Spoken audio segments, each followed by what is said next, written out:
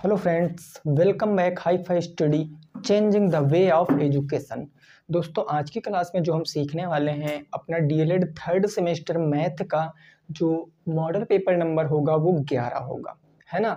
तो आपको पूरे अंत तक वीडियो को देखना है। काफ़ी सारे ऐसे क्वेश्चन हैं जिसमें आपको डाउट होगा, वो डाउट आपका क्लियर हो जाएगा। तो एक बार आप वीडियो को शेयर कर सकते हो, चैनल को सब्सक्राइब नहीं किया तो सब्सक्राइब कर सकते हो, और वीडियो जब पसंद आएगी तब आप वीडियो को लाइक करना। तो आइए मेरे दोस्तों, शुरुआत करते हैं पहले क्वेश्चन से। क्वेश्चन नंबर 1 यहाँ पर लिखा हुआ है, आप देख सकते हो।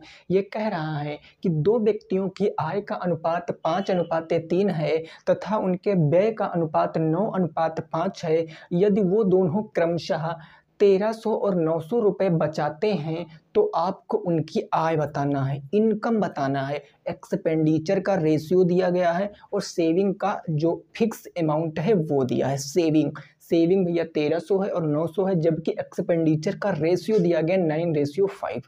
तो आपसे पूछा क्या गया, इनकम पूछा गया है। और ऐसा क्वेश्चन मैंने करा रखा है, बिल्कुल सिंपल सा क्वेश्चन होता है। हमारा एक लॉजिक काम करता है। कौन सा लॉजिक काम करता है कि आय हम कैसे निकालते हैं। आय इज इक्वल टू होता क्या है भाई, वो होता है बचत और प्लस के खर्च। बस इतनी बात हमें समझना है।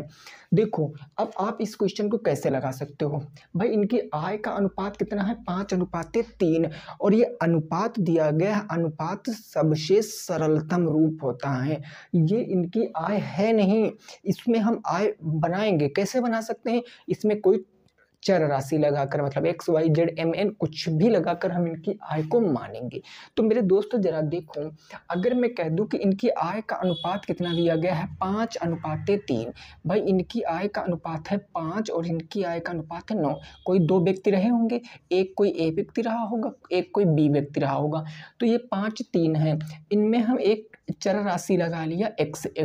तो ये 5x और 3x, अब ये क्या हो गई, 100% इनकी आय हो गई। क्योंकि हमें पता x की वैल्यू निकाल कर मल्टीप्लाई कराकर सीधे हम आय बता सकते हैं। अब एक बात और मैंने बताया था कि अगर मैं पूछूं आय बराबर क्या होता है तो आप क्या बताओगे।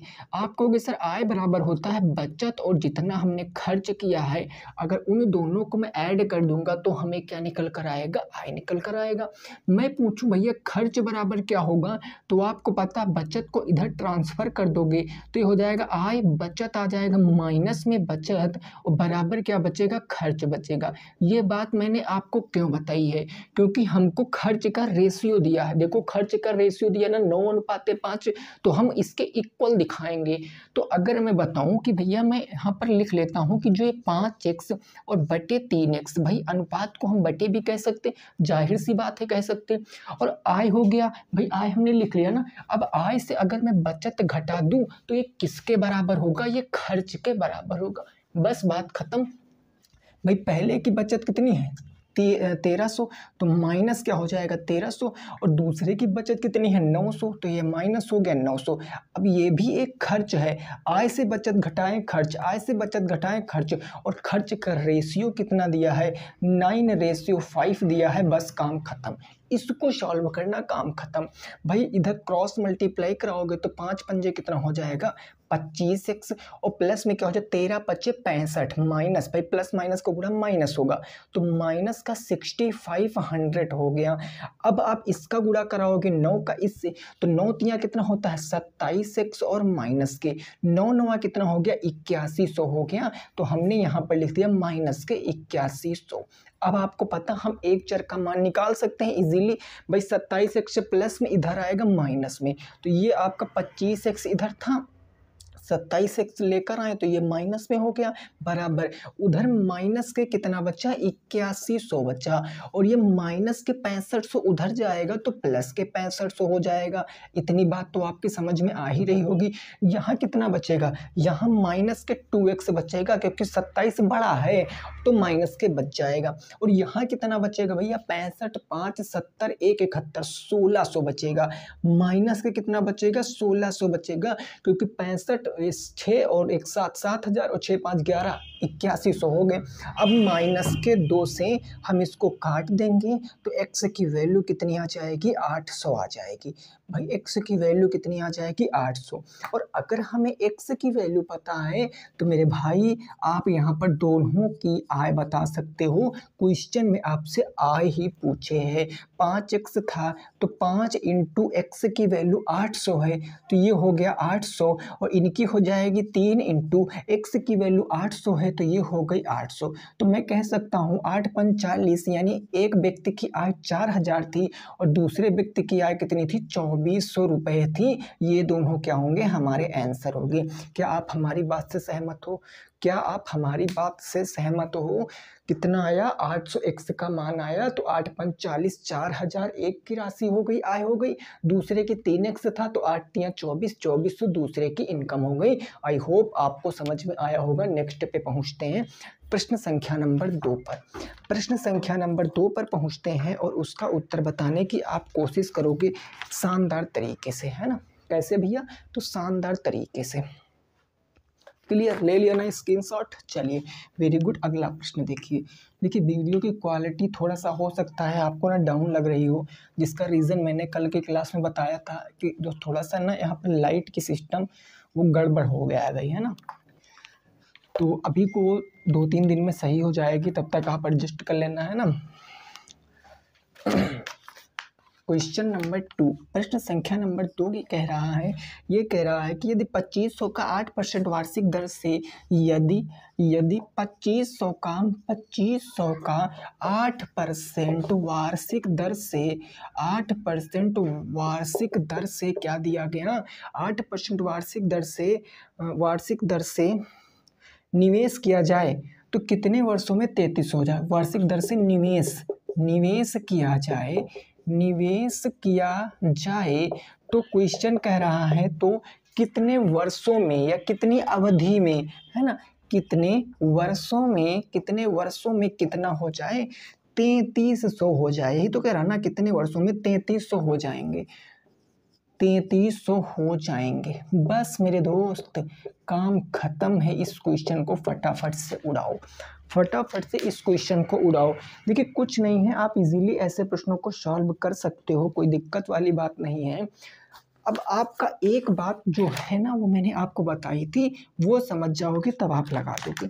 देखिए इंटरेस्ट आपके बेसिकली 2 प्रकार के होते हैं, और अगर हम दुनिया के हिसाब से समझे तो इंटरेस्ट कई प्रकार के होते हैं। किसी को किसी में इंटरेस्ट है, किसी को किसी में इंटरेस्ट है। अकॉर्डिंग टू मैथ इंटरेस्ट 2 प्रकार के होते हैं, सिंपल इंटरेस्ट, कंपाउंड इंटरेस्ट। किसी भी क्वेश्चन में अगर चक्रवृद्धि ब्याज नहीं लिखा है तो हमेशा उसकी कैलकुलेशन हम सिंपल इंटरेस्ट पे करते हैं। बट अगर कहीं लिखा मिल गया आपको कंपाउंड इंटरेस्ट, तो सारा खेल किस पर खेलेंगे, कंपाउंड इंटरेस्ट पे खेलेंगे। आपने क्वेश्चन पढ़ा, इस क्वेश्चन में कहीं भी आपको क्या चक्रवृद्धि ब्याज का कुछ भी लिखा मिल रहा, नहीं मिल रहा सर। अगर चक्रवृद्धि ब्याज का कुछ भी लिखा नहीं मिल रहा तो सारा खेल किस पर खेलेंगे, सिंपल इंटरेस्ट पर। आओ फिर इस पर खेल खेलते हैं ना भाई। प्रिंसिपल कितना हमें दिया गया, तो 2500 रुपये दिया गया। रेट ऑफ इंटरेस्ट कितना दिया, 8% एनुअल दिया, यानी वार्षिक। और टाइम हमसे पूछा है और मेरे को अमाउंट दिया है कितना, 3300 रुपये।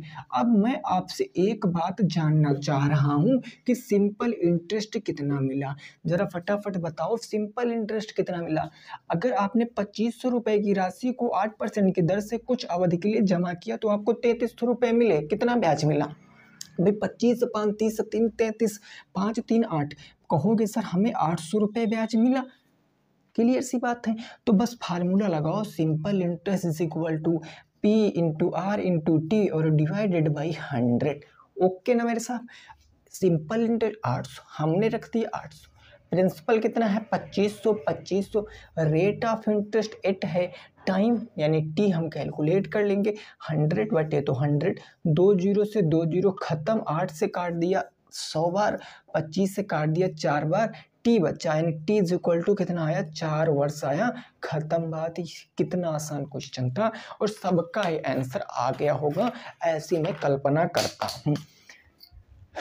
ओके मेरे दोस्त, आगे पहुंचे क्वेश्चन नंबर 3 पर। चलो भैया, प्रश्न संख्या नंबर 3 देखेंगे और उसको भी सॉल्व करेंगे हम।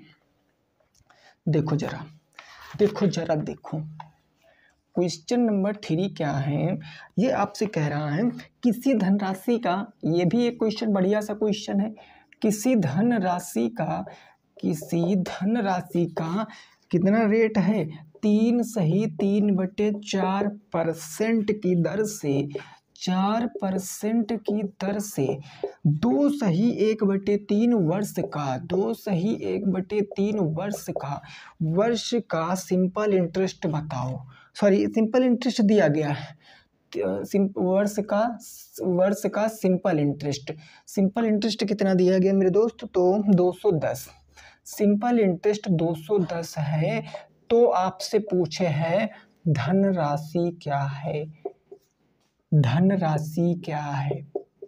बताओ जरा, बताओ इस प्रश्न का उत्तर क्या आएगा, बताओ जरा क्या आएगा इस प्रश्न का उत्तर। भाई कोई धनराशि है, रेट ऑफ इंटरेस्ट कितनी, 3:3/4%, टाइम कितना है 2:1/3 ईयर, और सिंपल इंटरेस्ट दिया गया 210 रुपए। आपसे पूछा है सर प्रिंसिपल कितना, बस इतनी सी बात पूछे है।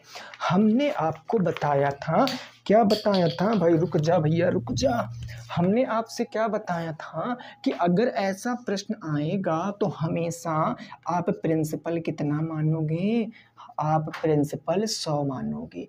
और इसको बॉक्स में हमने इसलिए बंद कर लिया क्योंकि हमने इसको माना है, लिट किया है। अब देखो, अब हमें पता है कि simple interest is equal to होता है P × R × T divided by 100। मेरे दोस्त बताओ, ये जो 3 सही 3/4% लिखा है, क्या मैं इसको 4 या 12 3 15/4% कह सकता हूँ? कहोगे सर बिल्कुल कह सकते हो, इसको मैं 15/4% कह सकता हूँ। वहीं ये जो 2 सही 1/3 लिखा, क्या मैं इसको 7/3 वर्ष कह सकता हूँ? 3 दूनी 6, 1 7/3। अब लग गया सर। सिंपल इंटरेस्ट कितना है 210, हमने मान रखा 210। प्रिंसिपल मेरा 100 है। रेट ऑफ इंटरेस्ट कितनी है 15/4, 15/4 इंटू के मेरा जो टाइम है कितना है 7/3, 7/3 दूनी 6, 6 1 7/3, और बटे में क्या हो जाएगा 100, तो नीचे ही हमारा 100 आ जाएगा। कोई परेशानी नहीं, 100 से 100 खत्म हो गया, 3 पंजे कितना हो गया 15 हो गया, कोई परेशानी नहीं। 5 से काटा, 5 चौके 20, 5 चौके 20 हो गया भैया। कितना बचा, 1 बचा, 5 दूनी 10, 7 छंग 42, 4 आएगा तो गुना कर जाएगा। यहाँ कितना बचा था, कुछ नहीं, 1 बचा था भाई साहब, 1 बचा था। तो 1 की वैल्यू कितनी आ गई भाई, 1 की वैल्यू कितनी आ गई जरा देखो, तो 1 की वैल्यू 6 चौके 2400 आ गई भाई। 1 की वैल्यू 2400, सॉरी 1 की वैल्यू कितनी आ गई, 6 चौके 24, 1 की वैल्यू 2400 आ गई। अगर 1 यूनिट 24 के बराबर है तो 100 यूनिट किसके बराबर होगा, 100 यूनिट होने के लिए भैया इसमें भी हम क्या करेंगे, अपना 24 से मल्टीप्लाई करा देंगे, इंटू के 24, 100 इंटू के 24 इज इक्वल टू 2400 क्या होगा आपका राइट आंसर होगा, है ना। 2400 आपका राइट आंसर होगा। अगर आप इसको कैलकुलेट करना चाहते हो, चेक करना चाहते हो, तो फटाफट चेक कर लीजिए। 2400 कितने परसेंट की दर से, कितना है 15/4, तो 15/4 कितने वर्ष के लिए, 7/3 वर्ष के लिए, और इंटू कर दोगे आप 100, तो ये हो जाएगा 100। भाई ये 2 0 से 2 0 खत्म, है ना। 4 × 12, 12 दूना 24, 15 दूना 30, और 30 सत्ते कितना, 7 × 21 210। आपका सिंपल इंटरेस्ट 210 ही आएगा। तो आप ऐसे अपने आंसर को चेक भी कर सकते हो, क्योंकि मैं नहीं चाहता कि किसी भी विद्यार्थी का एक भी नंबर कटे और वो बाद में फिर से जो है वो निराश हो जाए कि हमारे नंबर कट गए। आप जो क्वेश्चन लगा के आओ, 100% दावा ठोक के आओ कि हमारा आंसर राइट है, बस मैं कुछ नहीं जानता, मेरा आंसर सही है ना।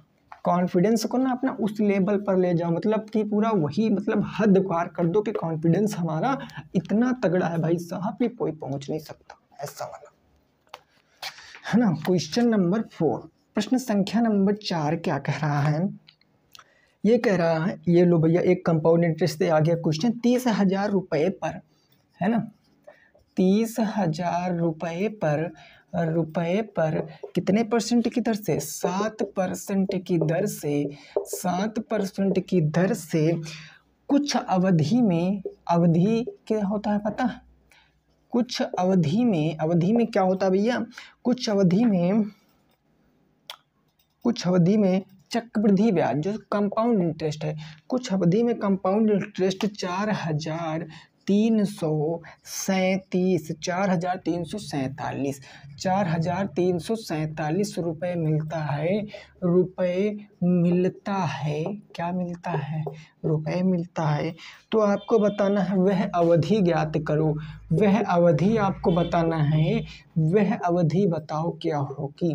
जरा बताना भैया, जरा बताना, क्वेश्चन का उत्तर बताना, जरा बताना क्या आएगा इस प्रश्न का राइट आंसर? क्या आएगा इस प्रश्न का राइट आंसर? है ना? देखो कोई दिक्कत वाली बात नहीं है, आप इजीली सॉल्व कर सकते हो, क्योंकि इस क्वेश्चन में हमें क्या गिवन है? कंपाउंड इंटरेस्ट, चक्रवृद्धि ब्याज। दिख रहा है ना, चक्रवृद्धि ब्याज। तो बस भाई साहब चक्रवृद्धि ब्याज का फार्मूला लगाओ, जो जो दिया पहले वो लिख लो। भाई प्रिंसिपल आपको दिया है कितना? 3,000, तो 30,000, principal is equal to 30,000, rate of interest 7%, time हमें नहीं पता है, और अगर हमें कंपाउंड इंटरेस्ट दिया, कंपाउंड इंटरेस्ट कितना दिया? 4,347 रुपये। अमाउंट कितना होगा? हम आपसे केवल इतना पूछ रहे हैं, अमाउंट क्या होगा? अमाउंट 3,000 में 4,347 तो 34,347, अमाउंट हो जाए 34,347। 30,000 में 4,000 जोड़ा तो 30 4 34, 347 तो 347। ओके, मैंने अमाउंट क्यों निकाला? क्योंकि बेसिकली होता क्या है कि A is equal to P 1 plus rate बटे 100 की पावर T होती है। बात खत्म सर, T की वैल्यू निकालेंगे। अमाउंट रखो भैया कितना? 34,347, 34,347 और बटे कितना है? 30। ये प्रिंसिपल इधर आ जाएगा, तो ये आ जाएगा बेसिकली आपको कितना भैया? 30,000, और बराबर उधर क्या बचा? 1 प्लस रेट है 7 इंटू के 100 और इसकी पावर T।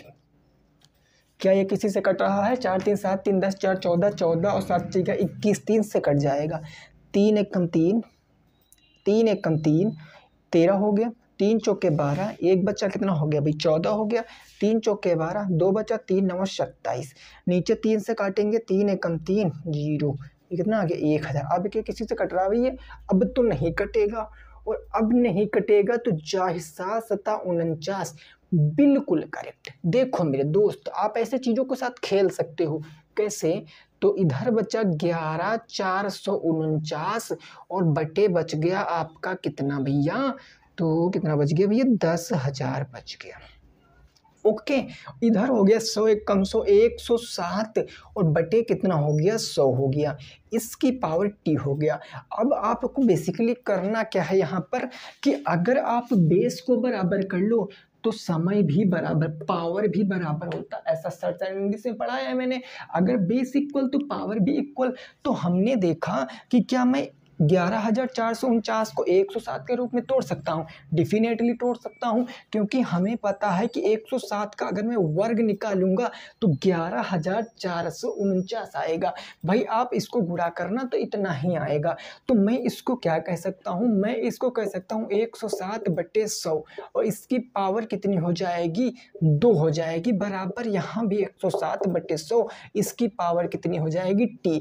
बेस बराबर, तो ये सर खत्म। तो T बराबर कितना आ जाएगा? 2 वर्ष आपका राइट आंसर होगा। T बराबर कितना होगा? 2 वर्ष आपका राइट आंसर हो जाएगा। अब आप सोच रहे होंगे कि सर क्या आपको याद था 107 बटे 100 का स्क्वायर? नहीं भैया, हमको नहीं याद था। हमने जुगाड़ भी लगाया, क्योंकि आपको पता भारत का एक जुगाड़ू देश है।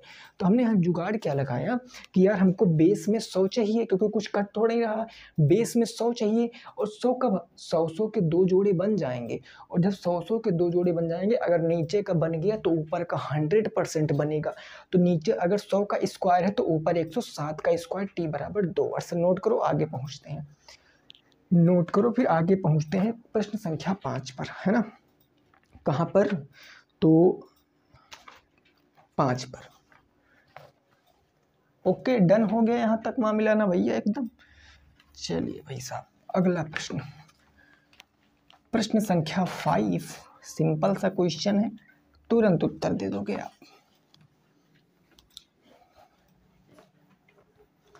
प्रश्न संख्या 5 क्या है, जरा समझिए इसको भैया। ये हो गया क्वेश्चन नंबर 5। ये कह रहा है कि 3.5 सेंटीमीटर 3.5 सेंटीमीटर त्रिज्या वाले 3.5 सेंटीमीटर त्रिज्या वाले 40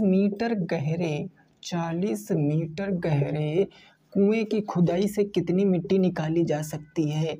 कुएं की खुदाई से कितनी मिट्टी निकाली जा सकती है। आप निकाल कर मिट्टी जल्दी बताओ, टाइम नहीं लगना चाहिए। मिट्टी फटाफट से, इतने लोग हो कुएं खोद दो ना। खुदाई में कितनी मिट्टी निकलनी चाहिए। मिट्टी निकलेगी ये समझ लीजिए ना, निकलेगी है ना। फटाफट बताओ, इतने लोग हो, तुरंत कुओं को खोद दो भैया, तुरंत कुएं को खोद दो। हमने कहा कि हमारे यहाँ एक कुआं था, ऐसे वाला ना, ये ऐसे वाला कुआं था हमारे यहाँ भैया, ऐसे वाला। क्लियर बात ना, ऐसे तो कुआं होता है भैया, ऐसे कुआं था हमारे यहाँ, है ना। तो ये क्या है, कुआं क्या होता है, कुआं किस आकार का होता है।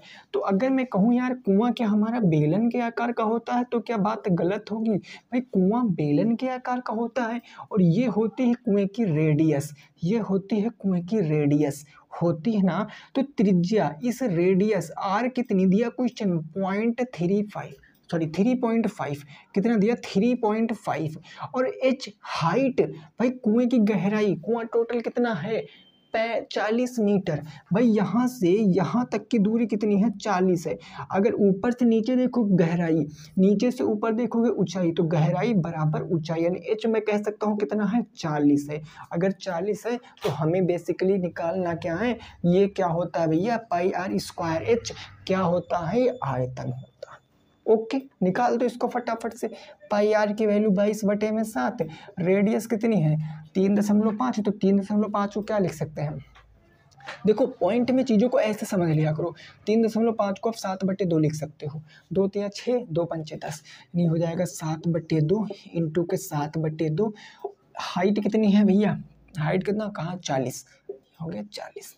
कैलकुलेट करो, ये 7 से ये 7 खत्म, 2 से काटा 11 बार में, 2 से काटा 20 बार में, 11 7 77 इंटू के 20, 11 7 77 इंटू के 20, 77 दूना कितना होता है 154, 7 दूनी 14 के 4 1, 7 दूनी 14 के 15, 1540 आंसर 1540। और 1540 किस में आएगा, घन मीटर में आएगा, घन मीटर आंसर, है ना। 22/7, भाई 2 से काटा 11 बार में, 7 से 7 खत्म, 2 से काटा 20, 20 से 140, 140 इंटू 11 करोगे, इससे भी करके देख लो भैया, कोई गड़बड़ी हो। 11 0 0, 11 चौके 44, 4 11 1 11 4 15, 1540 करेक्ट आंसर है। नोट करो, आगे पहुँचते हैं, छापो फटाफट, फिर आगे पहुँचते हैं ना। इसको जल्दी जल्दी भाई नोट करो, फिर आगे पहुँचते हैं क्वेश्चन नंबर किस पर 6 पर, प्रश्न संख्या 6 पर। क्लियर बात हो गई ना, कोई दिक्कत परेशानी नहीं है, चलो, है ना। क्वेश्चन संख्या कौन सी होगी भैया 6 नंबर, समझो जरा इसको। ये क्या है, ये बस कुछ नहीं, एक छोटा सा ना चित्र बना हुआ है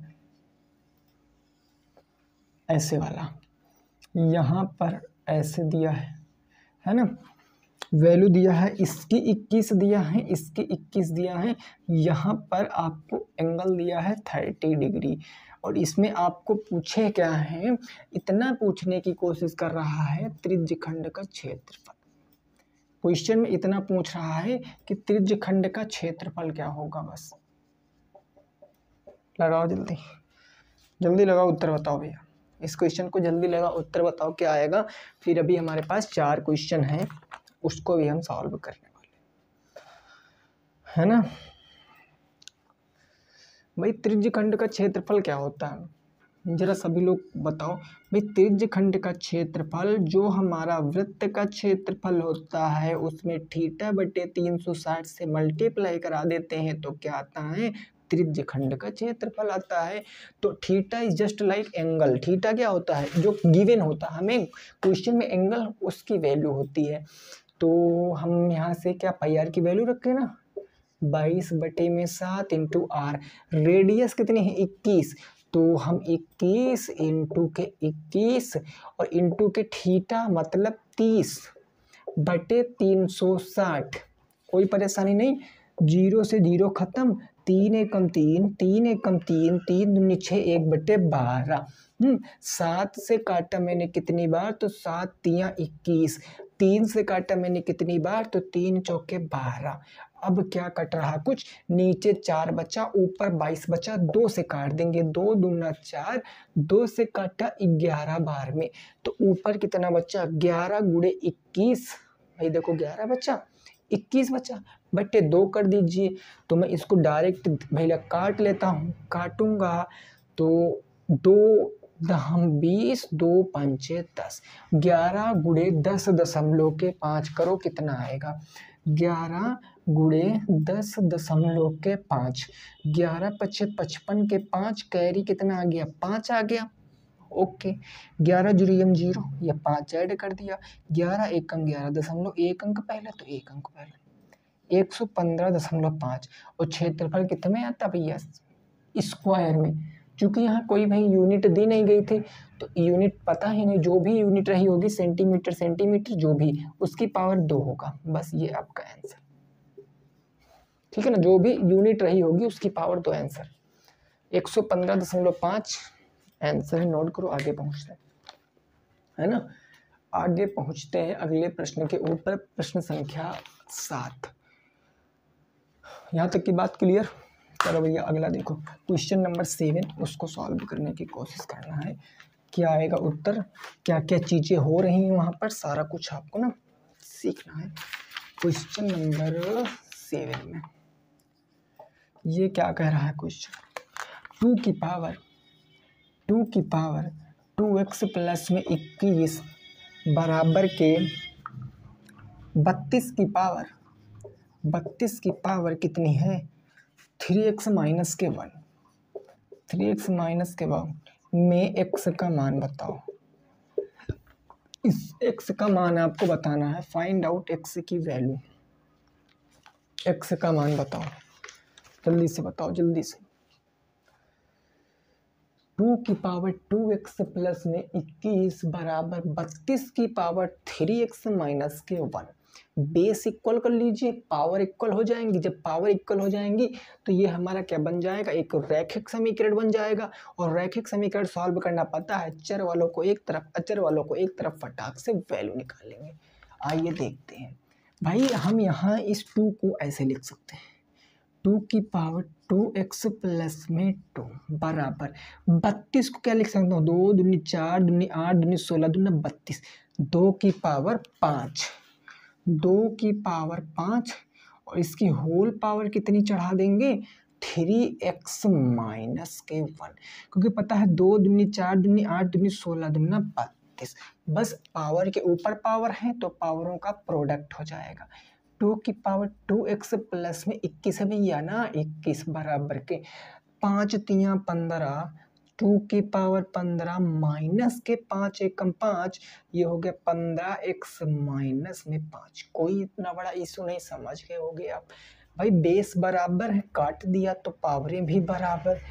2x प्लस में 21 बराबर के 15x माइनस के 5, माइनस भागो उधर माइनस जाओ है, तो ये हो जाएगा 2x माइनस के 15x, है ना, कोई दिक्कत तो नहीं हो रही भैया, देख रहे हो ना, हाँ सही तो है भाई। 2x माइनस के 15x बराबर माइनस के 5 प्लस का 21, तो माइनस के 21, कितना बचेगा 15 13 माइनस के 13x बराबर के माइनस के 21 5 26, माइनस के 13 से 2 बार कट जाएगा, तो वी कैन से दैट कि x is equal to 2, x का मान कितना आएगा 2। नोट करो, आगे पहुंचते हैं, इसको नोट करो फिर आगे पहुंचते हैं। x की वैल्यू कितनी आ गई 2 आ गई, स्टेप बाय स्टेप समझ लीजिए और अगले क्वेश्चन का उत्तर दीजिए जल्दी से। क्लियर बात हो गई। अगला क्वेश्चन क्या है, इसका उत्तर देने की कोशिश करना है आपको। क्वेश्चन नंबर 8 हुई होगा ना, हाँ 8 नंबर।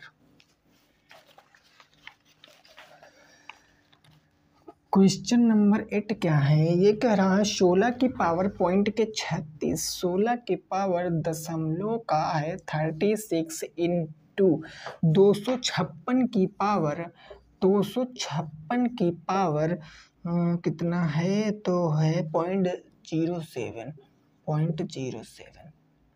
क्या करना है भैया, इसको हल करना है यार, कुछ नहीं, इसको हल करना है।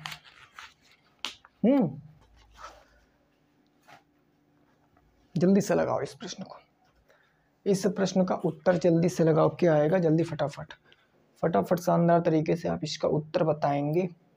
आइए देखते हैं ना, कुछ करना नहीं है, बेस देखो क्या बराबर कर सकते हो।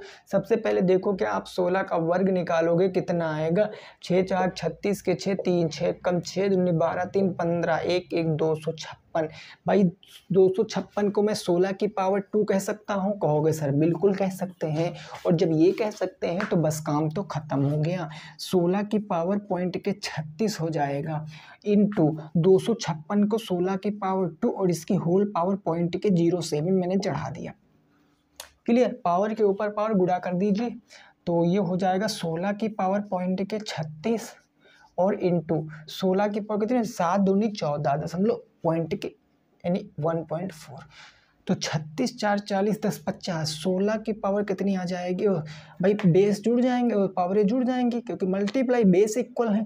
तो 16 की पावर कितनी आ जाएगी, 0.50। इसको आप किस में कन्वर्ट कर सकते हो, इसको आप भिन्न में, भाई 0.50 बट्टे 1 दशमलव हटा के 00, 50 से कम 50 दूना 100, 1/2। तो मैं कह सकता हूँ, मैं क्या कह सकता हूँ, 16 को मैं 4 की पावर 2 और 0.50 को मैं 1/2 कह सकता हूँ। तो 2 से 2 खत्म, उत्तर कितना आएगा, 4। उत्तर कितना आ जाएगा भैया, 4 आ जाएगा। क्या आप सहमत हो बात से, उत्तर कितना आ जाएगा, 4 आ जाएगा। फटाफट से नोट करो, आगे पहुँचते हैं, फटाफट से नोट करो फिर आगे पहुंचते हैं। क्लियर, कोई परेशानी भैया।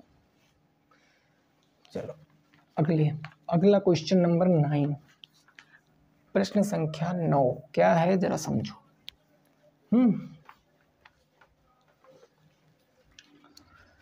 क्वेश्चन नंबर 9 है, बस ये इतना कह रहा है कि log 81 की वैल्यू बताओ, log 81 का मान बताओ।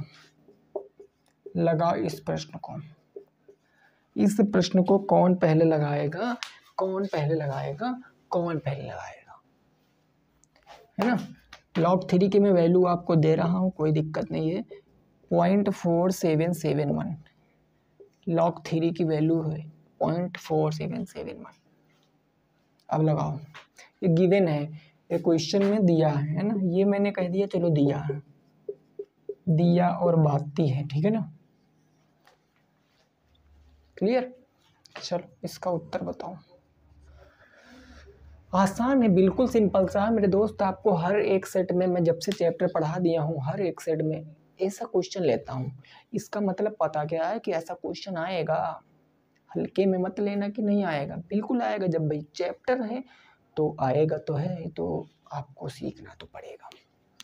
देखो हम क्या कर सकते हैं, log 81 को मैं कह सकता हूँ कि 9 गुणे के 9, क्योंकि 10 के रूप में तो तोड़ नहीं सकता हूँ, और 9 इंटू 9 है, तो क्या मैं इसको ऐसे नहीं कह सकता हूँ कि log 9 प्लस में log 9, तभी 2 9 9 81 हो जाएगा।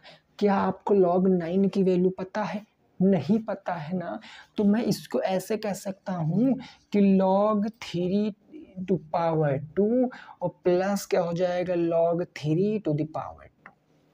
ये आगे उठकर निकल कर और ये भी आगे उठकर निकल कर, तो ये हो जाएगा 2 log 3 और प्लस में ये भी हो जाएगा 2 log 3। कोई दिक्कत नहीं ना। अब क्या कर सकते हैं, मान रख दीजिए, 2 गुणे 0.4771 प्लस के 2 गुणे 0.4771, 2 एकम 2, 2 सती 14 के 4 1, 2 सती 14 1 15 1, है ना, 2 चौके 8 1 9, 0.9545। भाई 47 दूना 84 होता, 47 दूना 94। हाँ ठीक है, और इधर भी उतना ही आएगा 0.9542। इन दोनों को ऐड करोगे तो कितना आएगा, 2 2 4, 4 4 8, 5 5 10 के 0 1 आ गया, 9 9 18 1 19, 1.9084 आपका क्या है उत्तर है। 1.9084 क्या है आपका उत्तर है, नोट करो। लास्ट प्रश्न देखते हैं, इस प्रश्न को नोट करो, फिर अगला प्रश्न जो कि होगा आज की क्लास का अंतिम प्रश्न। कौन सा प्रश्न, अंतिम प्रश्न। ओके भैया, क्वेश्चन नंबर कौन सा होगा, 10। इसको समझना, अच्छे से लगाना है आपको।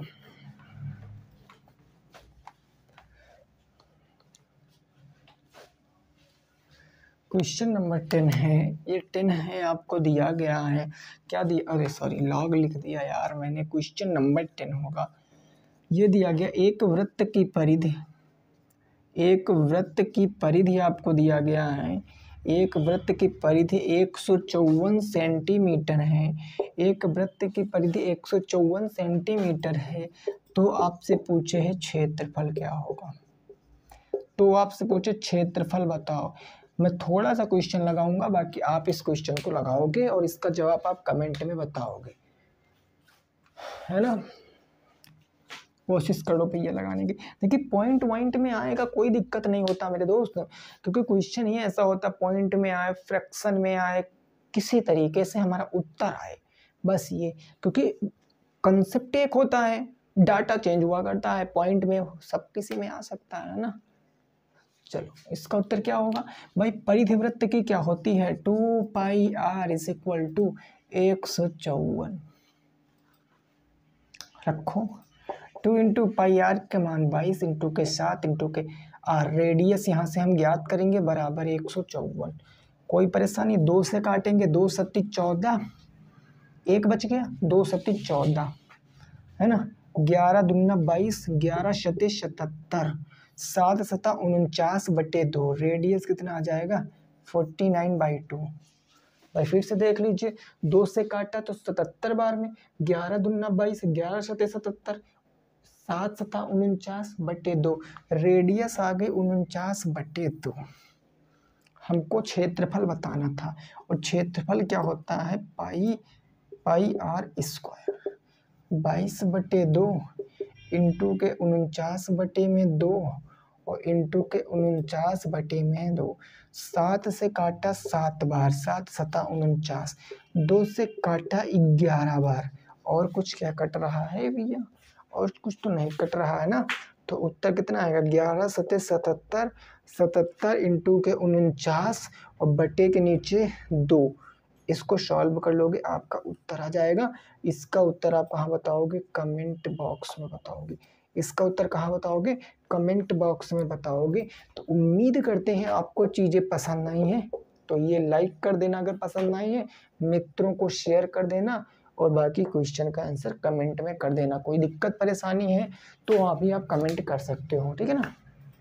चलिए फिर मिलेंगे कल के क्लास में, सभी साथी रखेंगे अपना ख्याल। जय हिंद, जय भारत और वंदे मातरम।